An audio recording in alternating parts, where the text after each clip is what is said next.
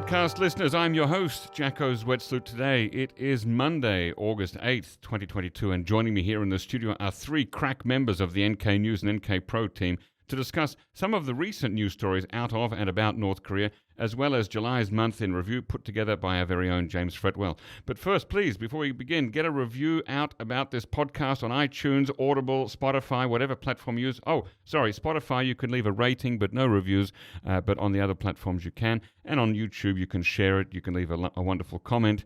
And please share it. Yeah, share it with lots of people, even those you don't know. And if you're listening anywhere, make sure you click the like button. Second, check out nknews.org, where you can find all of the in-depth stories written by the excellent journalists that I'll be talking to today. Consider buying a subscription for a year. It's much more affordable than you think. In fact, if you sign up for the annual plan, it's less than $1 a day, and that helps to fund the excellent journalism that my colleagues put out daily, even on public holidays and weekends. Thirdly, follow us on Twitter. You can find each of our handles in the show notes, and nknews.org, one word, is a general one for the whole platform. Now, to introduce our three guests today, we have my colleagues Jeongmin Kim, Ethan Jewell, and James Fretwell. Welcome on the show. Thank you very much for having us. Jongun, let's start with you. Repatriation stories. We've been talking a lot about that. I've been thinking a lot about it. It's been in the media. So the basics of it, back in November 2021, two North Korean fishermen whose boat ended up in South Korean waters were repatriated to North Korea through the joint security area near Panmunjom. They had allegedly confessed to killing 16 crewmates, including the boat's captain. Why has the story been in the news again? Walk us through it all, please. Well, it started off with the Unification Ministry reversing its stance on what it thought about the repatriation. The ministry, unlike what they said back in 2019, actually, they said that it's part wrong in some part, and afterwards it got some headlines, and then the big news dropped, which was they revealed the photos that were taken at the time that were not publicized at the time, and the photos were quite graphic looking. It showed that one of the two men who were being repatriated appeared to be physically resisting to the South Korean staff who were trying to drag him over the border. And afterwards, they released the videos, which were less graphic. And then, but mostly because of the visuals, it got new attention to the old case. Yeah, sorry for getting the year wrong there. 2019, of course, you're correct, not 2021. Jeongmin, what do you personally conclude from the photo and video evidence about the North Koreans? Did they willingly go back or not? Or did one willingly go back and the other one wasn't sure? Well, one, it seemed like, looking at the videos, it seemed like he did not want to be repatriated. That's for sure, I think, because he resisted, and it seemed like he tried to hurt himself for a brief second, and South Korean staff tried to stop the behavior. But another one of the two, it seemed like he wasn't resisting physically. So I would say one of them at least. Mm-hmm. Okay. Do we know anything about their fate after they went back to North Korea? Not confirmed. No. Okay. Now, you say that the Ministry of Unification reversed its position, saying now that it believes that they didn't want to go. Why would they do this? Is this simply because there's a new president in the... Well, we don't call it the Blue House anymore, but because we have a new president in South Korea now, is that really the reason? They're new Yongsan, I would say. I sometimes call it Yongwade. There we go. Yeah. But yeah, it's because of the new administration, but the People Power Party as well, during the investigation at the time, also said that there's something wrong about that. And there are renewed attention to it, and they are now arguing that the procedure was done not according to international and domestic law and constitution. But the UN administration, a big part of their image is going for this universal values, and that includes human rights. And also, we have to look at the political context as well. North Korea issue, it's one of the big parts of their identity, and saying that they were actually targeting a lot at the previous administration's policies and decisions, and this is a big part of it, it seems. What's the position of the union that represents people who work in the Ministry of Unification? I understand they've come out and said some things. Right, that was interesting. It sounded like there was a split internally in the ministry. Like, just imagine it from the ministry staff point of view. At the time, they had to defend the decision, and now they have to reverse it and say that, oh, actually, there was something wrong, and we were involved. And these are sometimes the same people. Right. Like the minister at the top, of course, changes, but the working level people are the same. Also, it's a party politician who became a minister. So it's a quite politicized context domestically, and although it's not that many people, there's a few Unification Ministry staff are enlisted as a government officer union in South Korea. And they issued a statement saying that it's regrettable and it's a shame that Unification Ministry changed its stance just because the administration changed, and that there is a loophole in the legal system in South Korea, and it's something we have to work on through a social consensus rather than just changing the position just because of the administration change. Now, laying aside your objective journalist hat for a moment and speaking as a citizen of the Republic, what do you think? Are they right? Is it all just politics? Well, personally, as a personal capacity, I do think that there was something wrong with the procedure. They are, constitutionally, they are South Korean citizens. And although the main part of the Chung Il-yong, the former National Security Advisor, defense recently was that it's difficult to trial them and punish them in South Korean juridical system. But I don't think that's true. The crime scene was there, the boat. And I think they had to be. But it's definitely being politicized from both sides. So I don't want to get too gruesome here, but I do have to ask, the bodies of the 16 sailors who were killed, were they still on the boat or had they been thrown overboard? Well, according to Lee Hae-hoon's briefing at the time after she was briefed by the NIS. Who's she, sorry? Lee Hae-hoon is the lawmaker of 바른 미래당 at the time, and she was the head of the Intelligence Committee at the National Assembly. So she was the one that briefed the journalist after she was briefed by the spy agency. And what she explained was that there was no evidence, which is why I think Chung Il-yong is defending the position, because the bodies, they threw out the bodies at the sea, and they cleaned all the blood stains with seawater, and they repainted the boat. But still, the crime scene is there, and I think South Korean investigators would have been easily being, I don't know, it's just, but the body wasn't there. Gosh, okay, so look, I mean, is that the weakness of the Ministry of Unification, that it will always be beholden to party politics to a certain extent because it's part of the democratic process, and it's one of the most, I guess it's one of the most changeable ministries out of all of them, except for the Ministry of Gender Equality?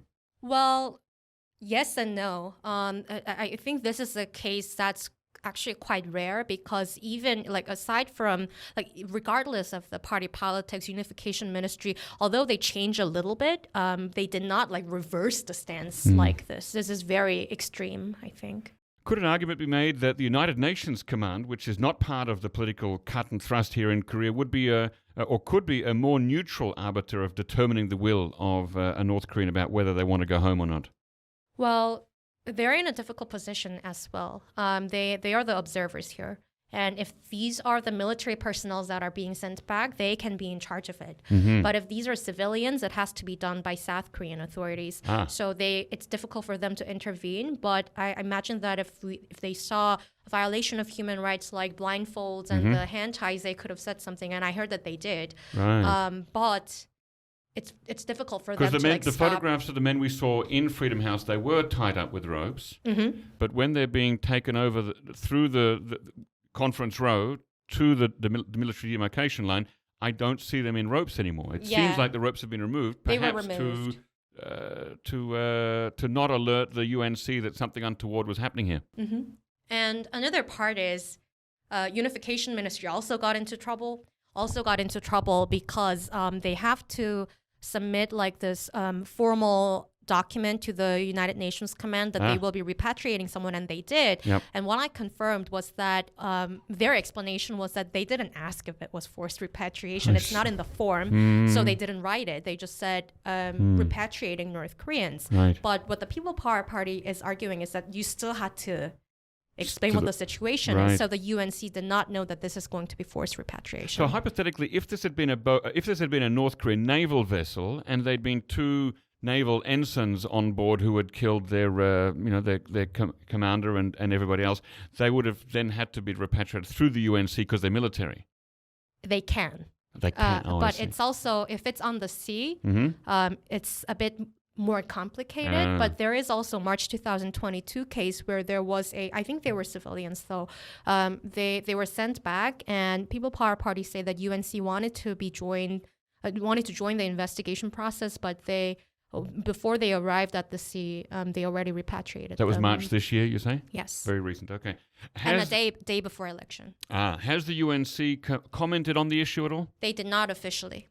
Okay. Listeners to last week's episode will have heard a discussion between myself and retired Lieutenant Colonel Steve Tharp, retired Colonel Ji Hong-gi, and Chad O'Carroll about this topic, so you can go back and check that, and about the UNC's potential role in repatriations. What's the mood in South Korea, Jeongmin? South Koreans seem in general less engaged on human rights issues with North Korea than they were some years ago. So how do people feel about this? Are they worked up about it, or did it die down pretty quickly? It died out quickly, but interestingly, there was a lot of attention. And that's why I keep saying that the political context is important.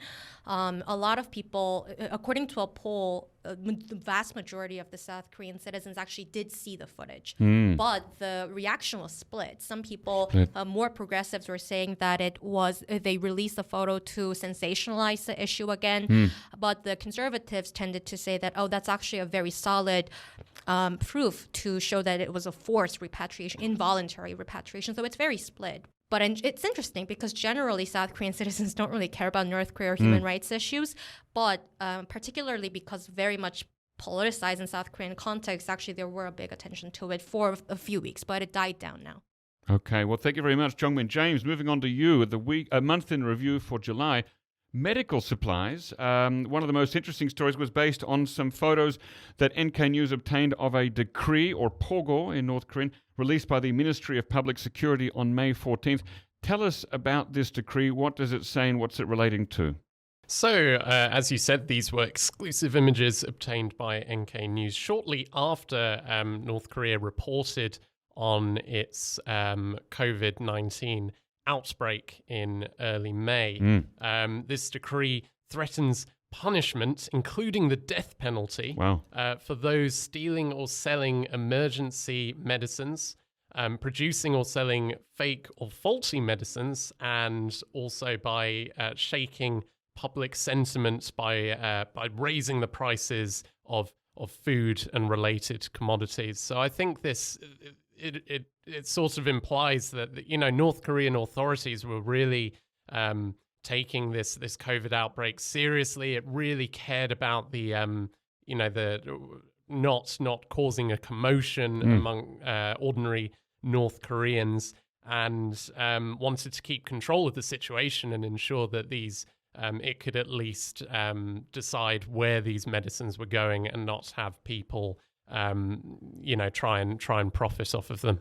Does the decree define what an emergency medication is? I'm not sure about that, so I'd have to check again.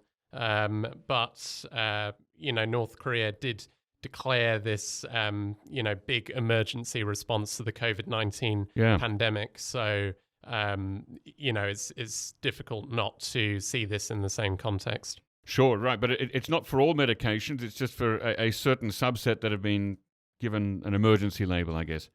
Right. I suppose we published on the website the images of the decree. It's quite long. It is extremely long, so it's going to cover a lot of medications. Right.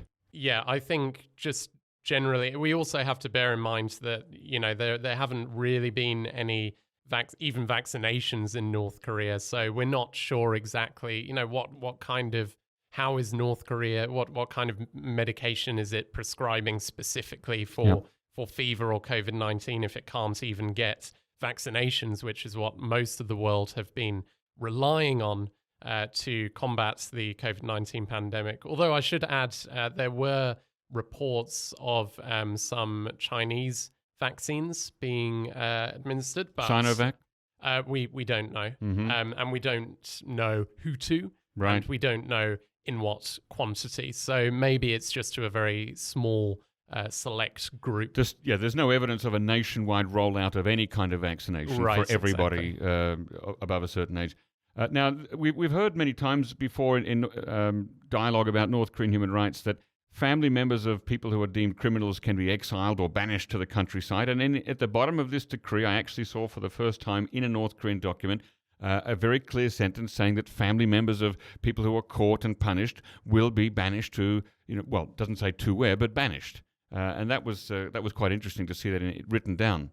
Indeed, I think it really, shows the severity of the situation. We normally think of guilt by association punishments in North Korea to do with, political crimes. But North Korea is facing another crisis right now, despite what it might say about how well it's overcoming the COVID-19 pandemic. I mean, experts are really in agreement that cases can't have dropped as rapidly as North Korea is claiming, that the death rate is improbably low. So North Korea is still facing this problem.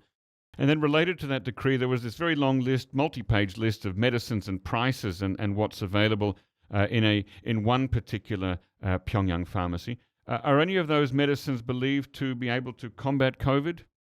We'd need to examine that list more closely to give you a specific answer on that. As you said, it was a really long list, but I think the bottom line is that North Korea is taking this really seriously, as evidenced by the threat of the death penalty and also guilt by association punishments for family members of violators through this decree. Do we have any idea, question without notice, if North Korea produces a lot of its own medicine, or is most of this imported? The international community does try and get in a lot of aid, and we know that even before the pandemic, North Korea wasn't exactly a shining example of health when we're talking about the general population. So there definitely is a need for medicine, and it only got worse, we presume, during the COVID-19 pandemic, because they've shut down the border. Not many items are getting into the country, and it wasn't even a great situation to begin with. It's going to be difficult to get a really precise assessment of how things are on the ground at the moment, because there are no international aid workers in North Korea as of last year, and no one's getting back into the country because of the border lockdowns. Nevertheless, I understand that some UNICEF aid has reached Pyongyang after a long delay. What kind of aid are we talking about? Indeed, that was related to nutrients and hygiene. It's good, of course, it's good news for the people who receive that aid. That's undeniable. It's really great news.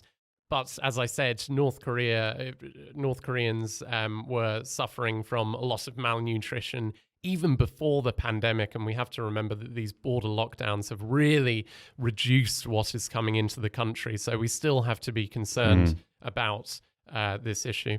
Yeah, now, of course, as you say, there's no foreign aid workers on the ground. That means no external monitoring.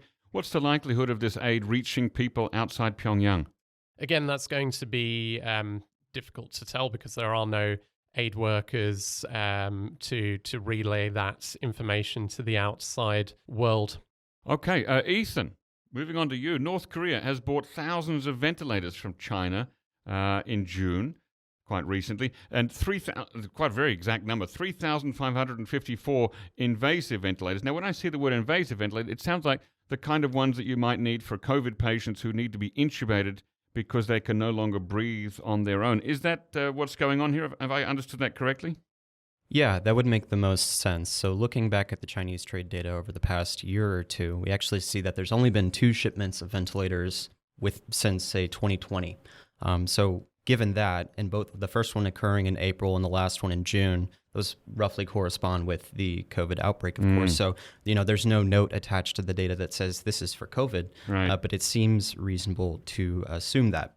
The thing. No, I don't want to assume that you're a technical expert on ventilators here, but I think I remember from what happened in India that you need a ventilator and you need those canisters of oxygen. Oxygen. Right? Yeah. So you can't just have the one, you've got to have the two together. Is that your understanding too?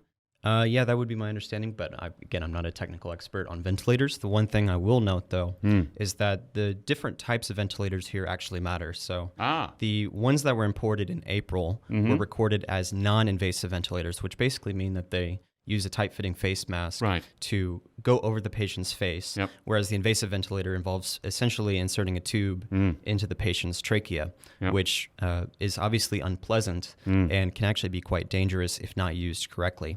So the ones we saw recently, the 3,500, were of the invasive variety. And it's worth noting that it appears that those ventilators were about 1/3 the price of the non-invasive variety. So cost may have been a factor here, or availability. Interesting.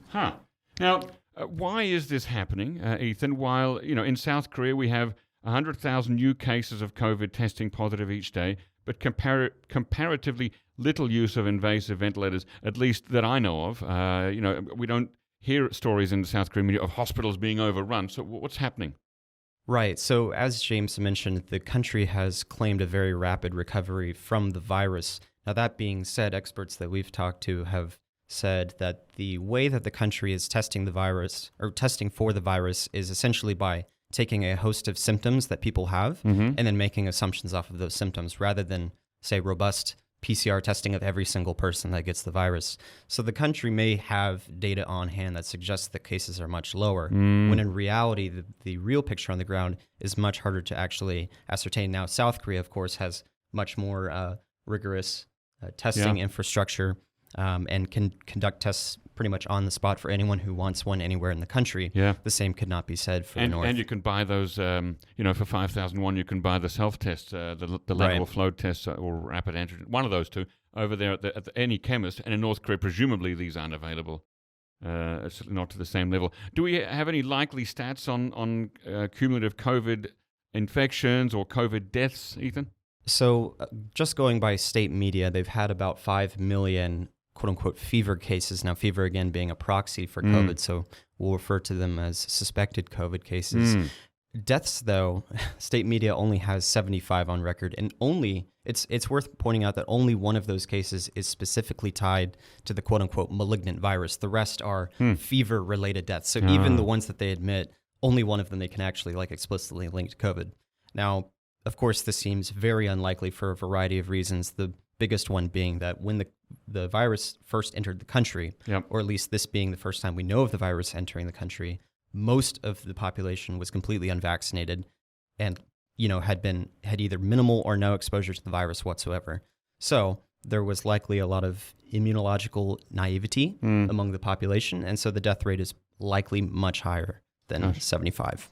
Well, I've said it before, but I'll say it again. I think that one day when the stats do come out, North and South Korea will be probably one of the most interesting comparative case studies of differences, complete differences, black and white, in how COVID was dealt with in two neighboring countries. We won't know that, of course, for many years. But anyway, also your story also talks about a collapse of trade between North Korea and China. Tell us more about that, Ethan. Right. So this also ties into the COVID outbreak, which officially began, it was announced in early May, but I believe state media said that the spread was recognized in late April.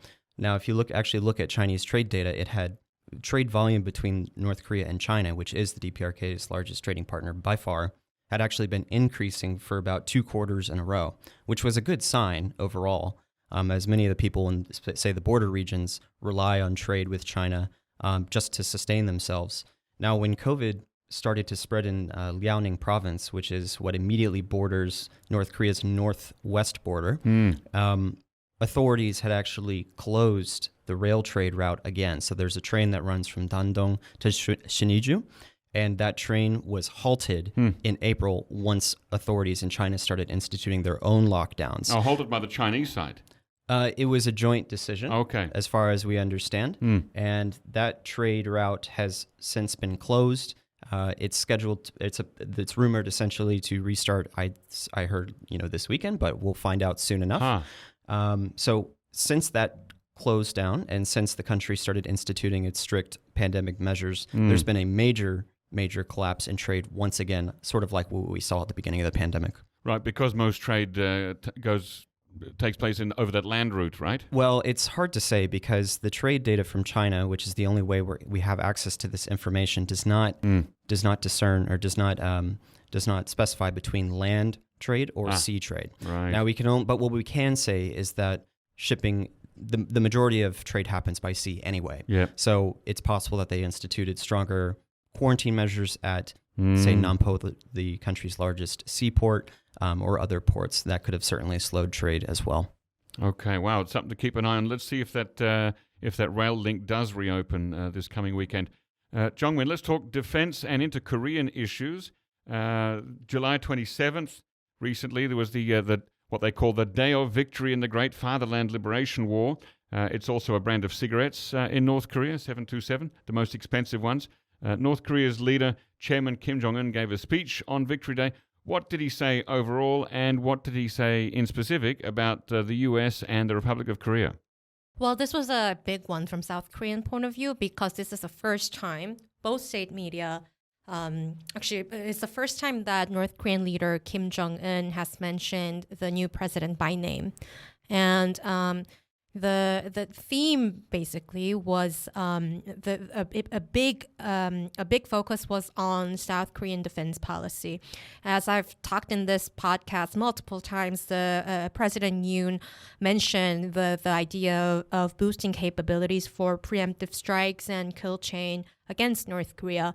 And this is the first time that Kim Jong Un actually responded to that directly. He said that if he referred to South Korean administration as 군부 깡패, which is military gangsters of South Korean administration, Kim Jong Un said that if South Korea tries to partially overwhelm the North Korean military capabilities preemptively, North Korean side will be punishing South Korean side through great force, and that and North Korea will wipe out the Yoon Suk-yeol administration and the military.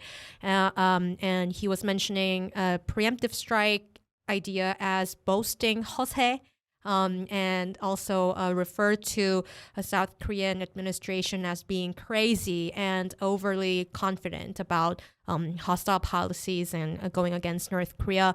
Also, South Korean side responded to that. The presidential office said that it's regrettable that Kim Jong-un directly mentioned Yoon Suk-yeol's name and giving threatening remarks, but that was about it.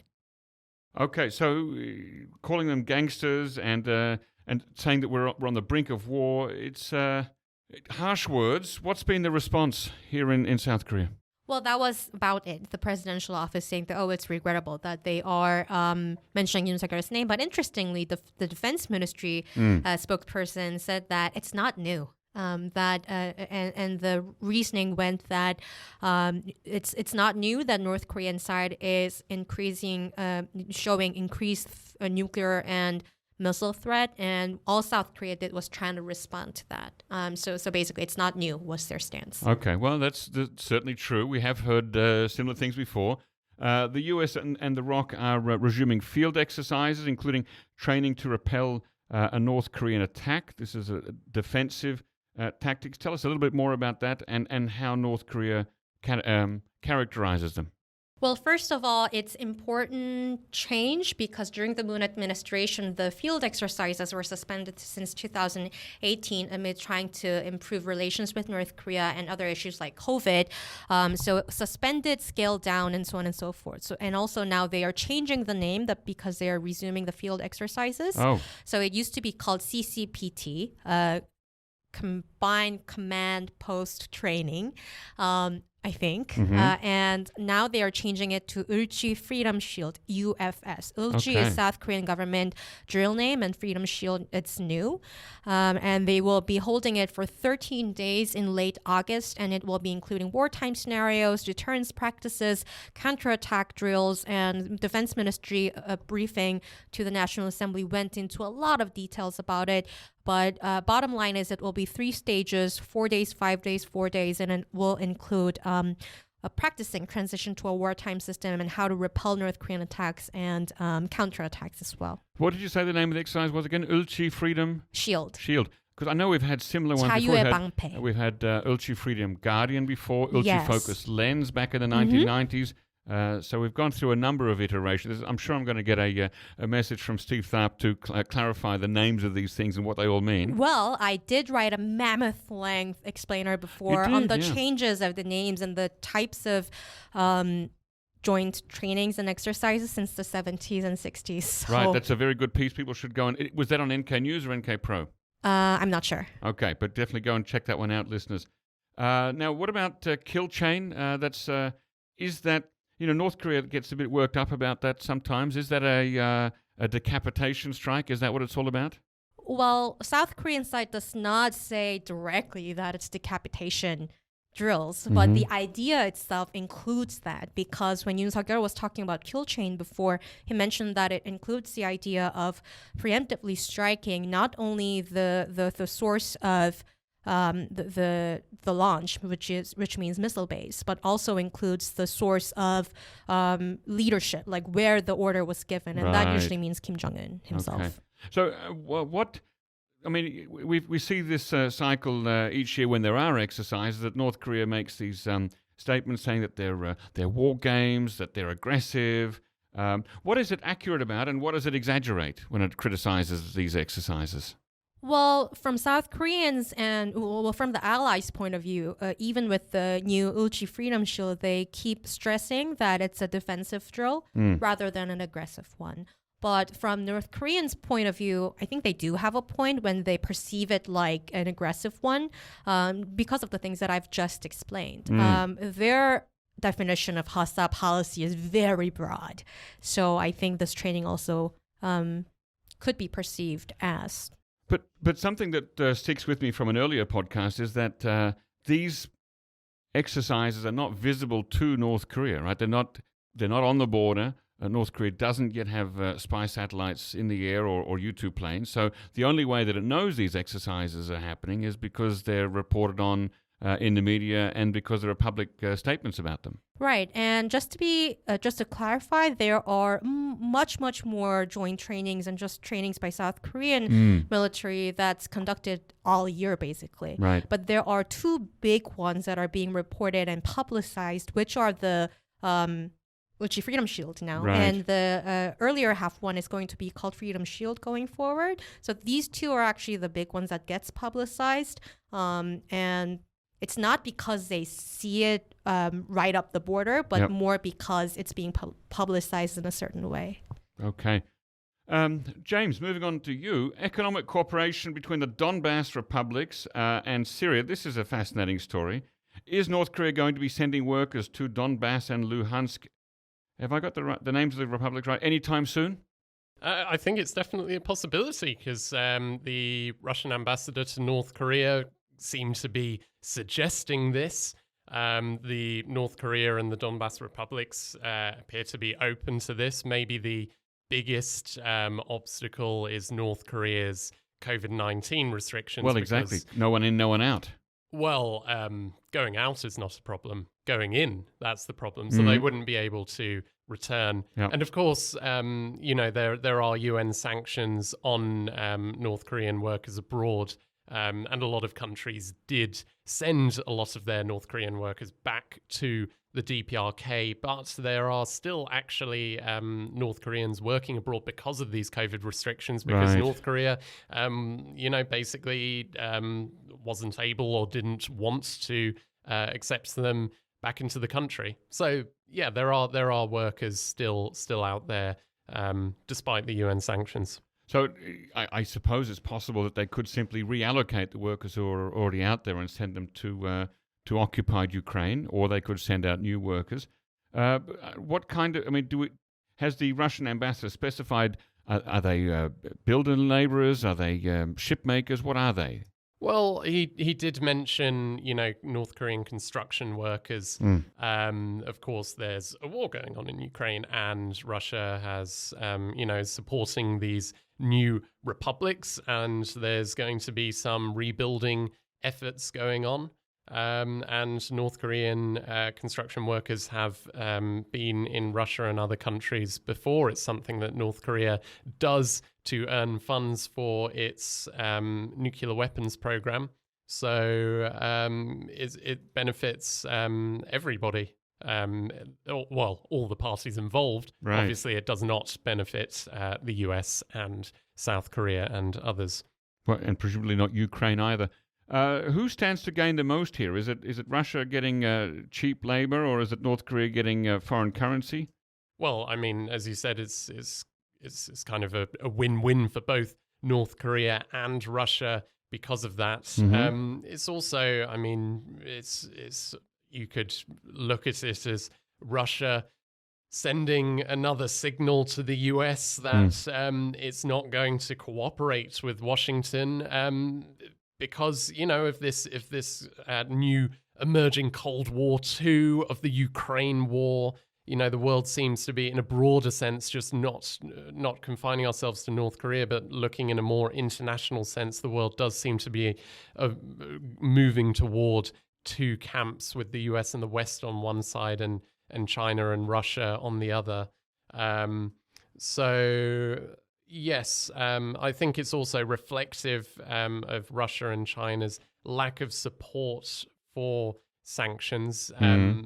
China and Russia did agree to UNSC sanctions in the past. It recently rejected a new round of UN sanctions. That was the first time they'd ever done that. I mean, you could say, well, does it really matter? I mean, China and Russia never fully implemented the sanctions anyway. But I think the fact that they're really explicitly, quite, not very supportive of the sanctions, that they're suggesting sending North Korean construction workers James, what about abroad. soldiers? Would or could they send soldiers? I saw this reported in some other unnamed media that there's some allegation that North Korea may send up to 100,000 volunteers. Is that being seriously discussed anywhere? I think 100,000 would be quite a lot. North Korea has sent military-related personnel to other conflicts over the decades.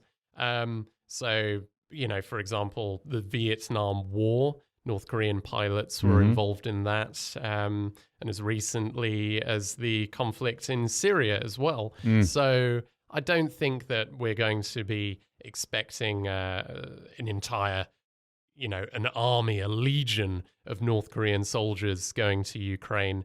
But, a few military personnel to pick up, frankly, lessons from the conflict. I don't think that's out of the question. It's certainly interesting. It would make the conflict. It would add one more element of weirdness to the conflict. You've already got large numbers of Chechen soldiers there in Ukraine, who of course were at war with Russia only a couple of decades ago. You mentioned Syria. What's happening with North Korea and Syria in terms of economic ties? Syria is often cited as an example of a rogue state, along with Iran and North Korea. What do these states have to offer each other, economically speaking? What's the business there? Well, North Korea has provided Syria with weapons aid in the past. And, of course, it all feeds into this kind of anti-US axis, right? North Korea's most important foreign relations. I mean, China is right up there at the top. It comprises the vast majority of North Korean foreign trade. Russia's another important one.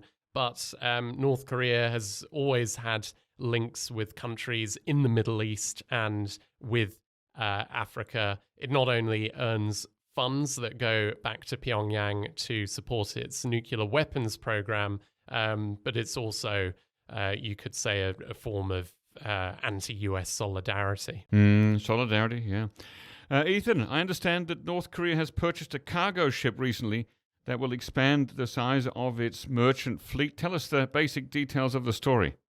Sure. So in mid-June, a ship with some history of visiting the North reflagged under an unknown state.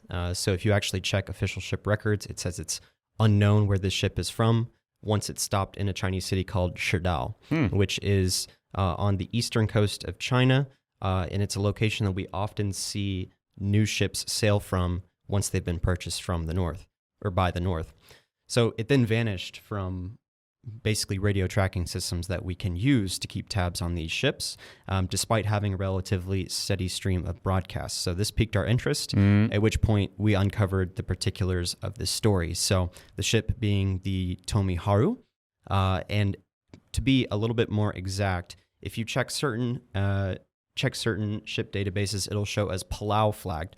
But if we actually go into a company's ship directory called Inmarsat, and this is getting a little bit technical, but basically there's a company that manufactures satellite telecoms equipment for ships so that they can still broadcast while, deep into the ocean. Right. And if you check those records, we can see that the specific radio device assigned to the ship now says that it's flying under North Korean colors, which means that the North has more than likely taken on this ship. So the story is... So switch from Palau to North Korea. Correct. But Palau's not it's one of those, what they call flags of convenience countries, isn't it? Where you can have a ship registered there, but there's a low bar or low criteria for rules and registrations and bureaucratic paperwork. Right. Or good tax benefits, that too. Lack of transparency, etc. So that was already an indicator that something might have been awry. Now, that being said, there are plenty of legitimate reasons to be Palau flagged or flag under a state that is not actually your own. So, for example, it's actually very, very difficult to get the American to fly the U.S. flag on your ship. Because it's got really, really strict requirements. So even a lot of American-owned ships are not actually flying the American flag. That's good to know. Okay, so has anybody gone past this ship recently and seen if it's flying a North Korean flag or still the Palau flag? No, it still hasn't reappeared on tracking systems, so we don't know where it is now. Now, that said, the name given to it by Inmarsat rather the name that it has broadcast from its radio system is Sahyangsan 1. Okay, that's quite different from Tomi Maru, isn't it? It is. And interestingly enough, if you check North Korea's own maritime administration database, there is no ship named. It has one? It does. And online? It does, yes. It's not too easy to use because you have to type names in exactly, and it's very finicky. Right. But essentially what we found is that there is a ship named Sahyangsan without the one. Okay. So that sort of suggests that the Tomi Haru has now joined that fleet, but it'll take more time to know for sure. Would this be a breach of sanctions if North Korea had purchased a merchant ship? I can't say we don't really have the authority to say it is or isn't a breach of sanctions, but what we can say is that the last round of sanctions passed in December of 2017 outlawed, or rather banned, North Korea from importing, purchasing, or having ships transferred to it in any way, as well as aircraft, if I'm not mistaken. So a cargo ship would definitely fall under that particular HS code classification, but it'll take more time to be 100% sure. Okay. So that sounds like the sort of thing that the committee of experts might be looking into. Yes, and in fact, over the course of our investigation, we found that one of the major players involved had previously found itself in the crosshairs of the UN panel of experts. But due to time constraints and all of the many things that the UN has to work on, they didn't actually get around to publishing anything on it. So it's possible that we'll see it come up again sometime soon because it was apparently already before them. Now, last month on the round table, our colleague Ifang Bremer told us about another case involving a ship called the Anheus 6 that changed ownership, and North Korea was at the center of that story too. How does that differ? What's the commonalities or the different points with this case? Right. So here the devil is really in the details because a lot of these companies and networks do have common ties between them. But the major difference here is that there were some new players that we identified specifically based in Dalian. Okay, which is a northeast China port. Yes, exactly. So there were several directors of companies based in Dalian, and they had companies registered to them both in Hong Kong, I believe in China, Seychelles, and in Singapore. And there were similar names between them. Wait, was that the Seychelles? Yeah, Seychelles. Right, the African island nation. Yes, Seychelles. Another flag of convenience. Yes, exactly. So records for that particular company were impossible to get because it is a secrecy jurisdiction. Oh, gosh. Okay. But that being said, the newest details here is that essentially there are new players involved that had not previously been mentioned in past reports. So the details are in that story. Both of the stories, both of the ships that we just mentioned there, the Anheus 6 and the Tommy Mara, involve Singaporean companies, but different companies in their stories. So Singapore's often at the midst of all some of these stories, isn't it? Yes, it does happen to find itself involved in these types of stories quite often. It's not just ships either. We've seen companies operating out of Singapore trading anything from liquor to sugar. So if for whatever reason, Singapore seems to be a popular destination for these companies. And I think in this case, the Singaporean company that ultimately led us to the North Korea connection had been involved with shipping North Korean coal outside of the country, which is also could be a violation of UN sanctions. I'm going to put you on the spot here, Ethan, and ask you, do we have any idea generally what the Singaporean government's attitude is towards North Korea using it for potential dodgy dealings? Well, I don't know what what's going on in their heart of hearts, I guess, but we can say that Singaporean authorities rather have taken steps to go after some of these sanctions violations.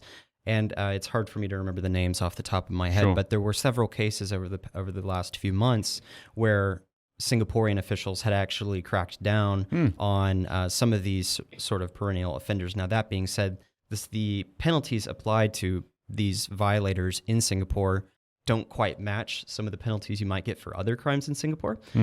So there's a little bit of a mismatch there, but it wouldn't be fair to say that they're doing nothing. I'd say that they're actually quite strong on it. Right. Now, we know that neighboring Malaysia has a visa-free situation with North Korea. Does Singapore have the same, or is it just easy to get to? I couldn't tell you. Okay. Either of you know anything? No? Okay. Jeongmin, as I learned from talking to retired U.S. Lieutenant Colonel Steve Tharp, it used to be a regular summer occurrence that North Korean soldiers and civilians would get swept away by flood and rainwaters and end up on the southern side of the demilitarized zone, often dead, very sadly. This year, a number of dead bodies apparently drowned have been found in South Korea. They're believed to have been unfortunate North Koreans who were swept south in torrential rainwater. Give us some of the details. There were at least 4 bodies that could have floated from North Korean side this 4? summer. Wow. That's quite a lot. I don't remember reporting on so many cases in the past few years, but there were a few in the past. But this time it was at least 4. And one of those identified, I think it's most likely North Korean because it was a woman's corpse and she was wearing the Kim Il-sung and Kim Jong-il badge. Right. We don't see them in South Korea. So it's likely a North Korean woman, but it was hard to identify other identities of this woman because the body has decayed too much already. I think the first case I remember hearing about, there was a young boy, maybe around 10 years old, but it's hard to tell, who was wearing clothes that didn't have any tags in, and that was maybe the only clue that he might have been from North Korea. Is that, if I remember correctly? Well, there are multiple bodies, so let me try to clarify a little bit. There was a 3 to 7-year-old child who was found in Kyorong Island in Incheon on July 2nd, and there was another child around 10 years old. Some reports said he seemed younger, but he was found in actually Han River estuary in Gimpo on July 5th. So it was on the same week. Yeah. And there was another case where an infant around 6 months old was found floating in the Imjin River in Paju in July 16th. So these are all in July, and including the woman who was wearing North Korean badge. With the July 5th case, the child who was around 10-year-old, it's a little bit, I think, got a little bit clearer because there was no DNA matching the missing children registered in South Korea, and also the I think this is the one that you were talking about, the pants that the child was wearing. Right. They could not confirm, the Korean Apparel Industry Association could not confirm whether it was produced or sold in South Korea, and did not have any labels on them. What was the name of that island in Incheon you mentioned where the first child was found? Kyodongdo. Okay, I'm not familiar with that one. Where is it in relation to Yeonpyeongdo and Paengyeongdo?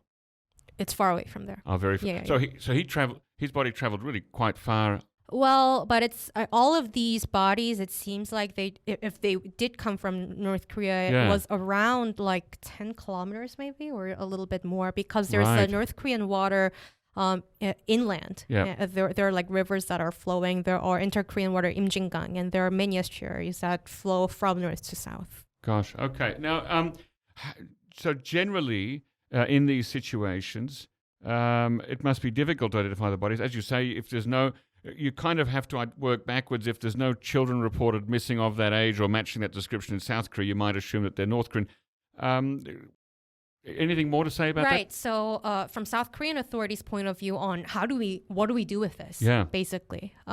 So what I heard from the police officers that were involved recently was that they have to check the CCTV near the border to make sure that they actually came from North Korea. But most of the times it's difficult to confirm. That would be hard to It's look at it's almost water. impossible. Yeah. Or they somehow find solid evidence that the DNA is North Korean. It's also very difficult to confirm. But in the cases that they can somehow confirm that they are from North Korea, what they have to do is they have to tell the Unification Ministry, because that's their jurisdiction. Right. And the Unification Ministry will use the inter-Korean hotline to let the North Koreans know that they have the body. Will you willing to get them back? And then they will repatriate the body if North Koreans say yes. But if they say no, or if it turns out they can't find any solid information, what they do is the local government, like Gyeonggi-do, for example, they will be cremating the body. Right. Have any of these current bodies been returned? No. No. Okay. Does it ever happen the other way around? Are South Koreans ever accidentally taken north by water? We wouldn't know, right? Mostly. Because North Korea wouldn't tell? Mm-hmm. I see. Okay. But also, if we look at how the rivers flow, I think it's more difficult to flow from. Yeah, it is more difficult. Yeah. But we do know that people in South Korea, occasionally they send those bottles of rice over to North Korea. So there are ways to get things to flow from the south to the north. So just thought I'd ask. Well, and also there were cases where South Koreans voluntarily went to North Korea. The North Korea contacted Unification Ministry that they will be repatriating them. Okay. James, South Korea-China relations, that's back in the spotlight a little bit again because of THAAD and Nancy Pelosi's recent visit to Asia. There's an NK Pro story, Mad About THAAD. I love that title. Is it your own?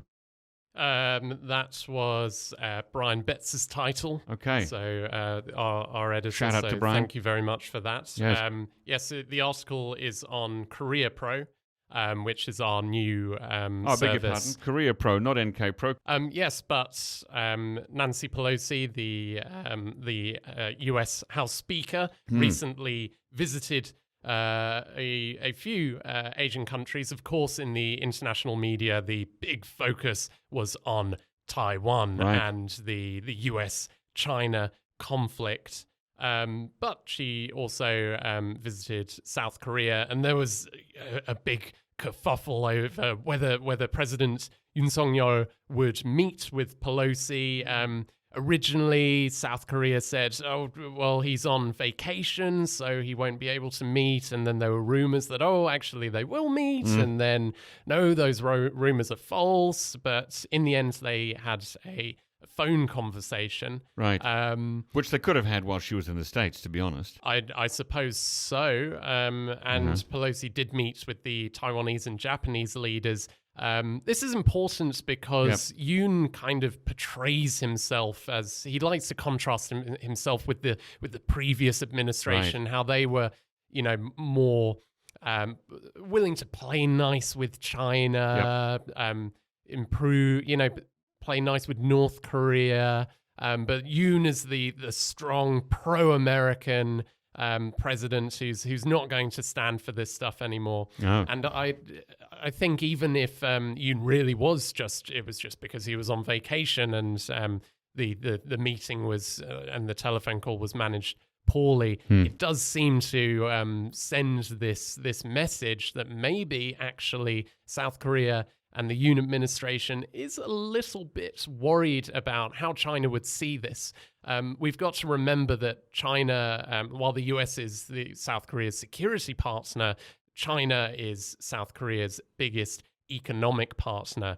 And when security issues with the US anger China, like they did in 2017, over the US deployment of THAAD on the Korean Peninsula, Chinese economic boycotts can cause a lot of damage to the South Korean economy. So I think Yoon was perhaps a bit wary of this. 30th anniversary of South Korea-China relations also coming up. South Korean Foreign Minister Park Jin is going to China. I'm sure they'll be talking about all these issues. For Yoon, really, I think he wants to, as I said, really strengthen that security relationship with the US. But I'm not quite sure he's as perhaps unconcerned about how China will react to these things as he might. Who was the highest level person that Pelosi met while here? I think that was South Korea's the South Korean counterparts.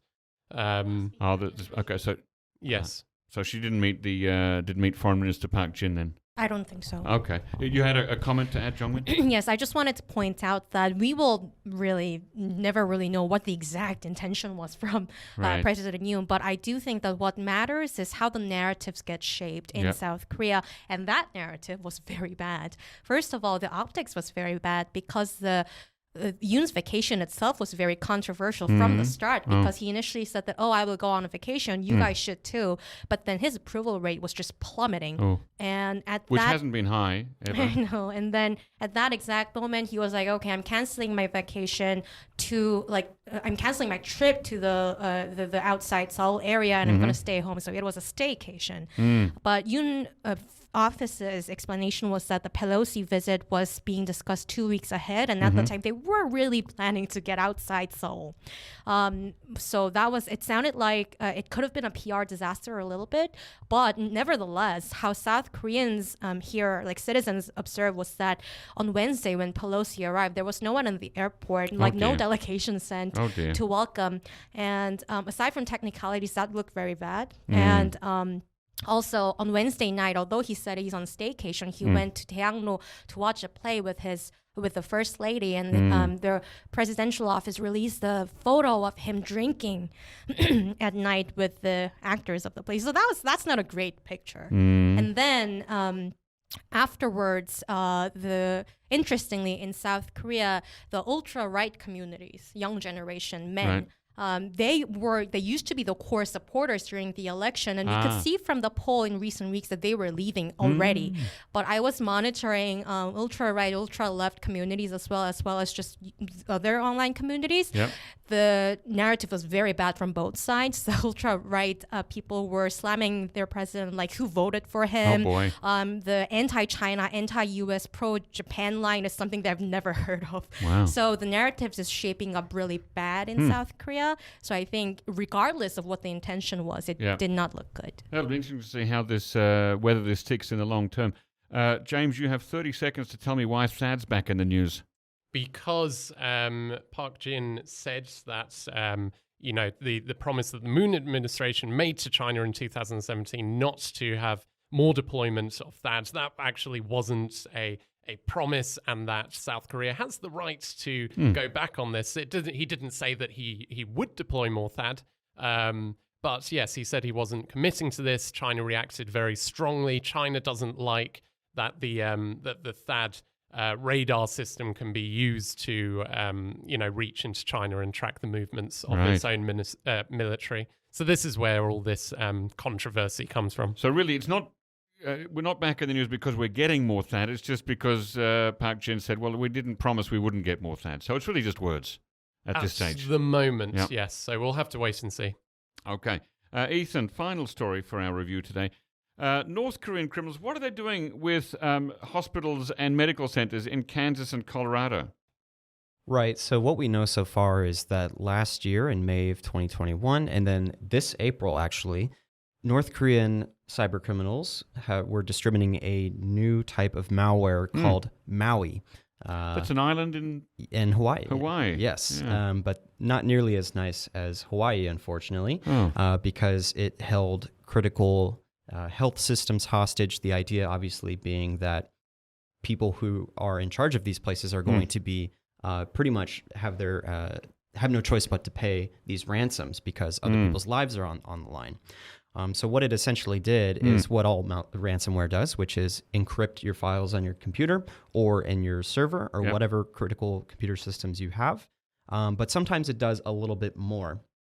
So earlier last month, another group called Holy Ghost, also tied to North Korea, did the same thing. But then they said, if you don't pay up, we're going to publish your private photos and data and whatnot on social media.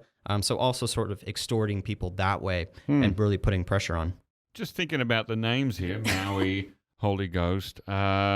These are names that are given to them by the antiviral people, right? These are not names that North Koreans are making up for themselves.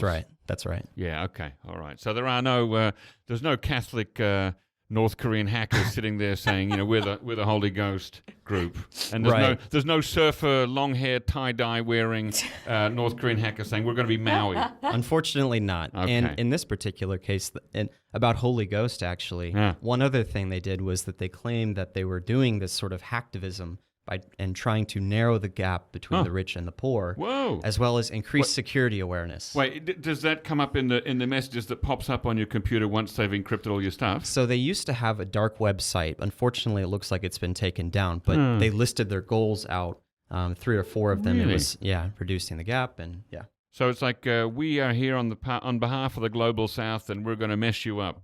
Well, I don't know about the Global South, but they said that they basically framed themselves as a sort of Robin Hood in a sense. Yeah. So, now, are we sure that the money gets to North Korea if it's ever paid? Any ransoms?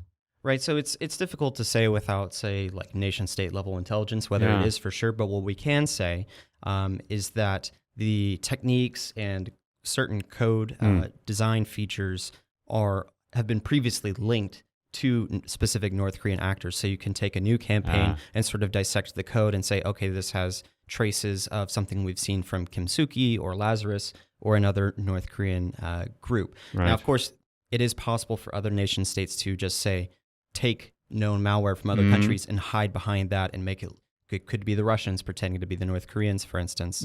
But in many cases, if it's coming from the U.S. government, it's usually pretty safe to say that the attribution is solid because they often have access to intelligence that we don't. What currency is the ransom being demanded in? Usually Ethereum or Bitcoin. Okay. And how is the U.S. fighting back? How do you get money back once it's been stolen? It's particularly crypto. Right. So in that case, authorities were able to track. So in the case of cryptocurrency, it's actually pretty easy to track where it moves because everything is stored publicly on the blockchain, which anyone can search at any time. So authorities are actually able to locate those funds, even if they go through these very specific programs designed to make it difficult to do so. So in other words, they're able to find where the money was sent and then get a court order to seize those funds from that account from whatever Coinbase, whatever platform is hosting that cryptocurrency, and then return it to the victims. Now, of course, if the currency has already been converted into, say, the U.S. dollar or the renminbi or the yuan or something like that, then you're tough out of luck. As an American, you're not unbiased, but who would you say is more successful at the moment, North Korea in the attacks or the U.S. in fighting back? Well, I definitely am biased, just for the record, in favor. Okay. But I would say that right now it's basically a game of cat and mouse, and it's going to be a constant sort of arms race unless there's a major revolution in the way that security firms such as Chainalysis can basically develop new methods to make mixers. Mixers are the main problem at the moment. So things like Tornado and Blender.io, these allow criminals, but also non-criminals, to make it very difficult to track where cryptocurrency goes. So if we can develop a way to basically make that technology obsolete, there will be a major step in the right direction for the U.S. and others. Okay, well, let's keep an eye on that. Everyone, quick final thoughts. Jongun, what are you looking at? Today's International Cat Day. Any cat stories coming up, North Korea-related cat stories? Does Kim Jong Un have a cat? No, but there was recently a North Korean domesticized cat on a soap opera in North Korean television, which Seung-yeon Chung flagged. Thank you. Wow. But other than any cat stories, August and September potentially going to become a very busy few months on the peninsula with the U.S. ROK joint drills on slated as late August. And also, just to remind you, we haven't seen the 7th nuclear test yet, despite the tunnel number 3 being reportedly finished. and Liberation Day next week on the 15th. Exactly. James, what are you watching? I'm watching for North Korean workers going abroad and for international efforts to implement sanctions disintegrating at a time when the US and South Korea really wants to be ramping up the pressure on North Korea ahead of that 7th nuclear test. Also, keep an eye out, please, for armed North Korean mercenaries popping up in the Donbas region. Text me as soon as you see something. Ethan, what are you watching? Well, it looks like we might have another addition to the original ship investigation coming out within the next few weeks, so that would be one thing to look out for. We also might be seeing a restart of trade, hopefully an increase in trade volume, but we'll know more next week once Chinese trade data comes out. Okay, thanks to Jeongmin Kim, James Fretwell, and Ethan Jewell. Ladies and gentlemen, if you already have an NK News account and you're a think tank, business, or academic institution, take a look at NK Pro and also Korea Pro. Our NK Pro and Korea Pro platforms offer unparalleled services specifically catered to the needs of professionals who monitor developments on the Korean Peninsula. You can inquire about access or free trial membership at membership.nknews.org today. Our thanks as always go to Arias, Darren, Brian Betts for facilitating the podcast, and to our post-recording producer genius, Gabriel Anderson, who cuts out all the extraneous noises, awkward silence, bodily functions, etc. Thanks again. Listen next time. Bye.